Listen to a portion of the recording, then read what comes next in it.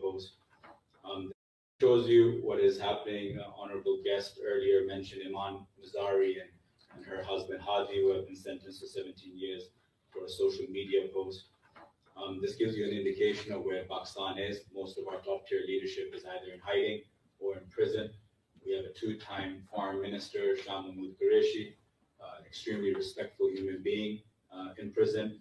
We have a 70-year-old former health minister who is in prison simply because she defeated the current prime minister's brother in the election, but overnight the result was overturned.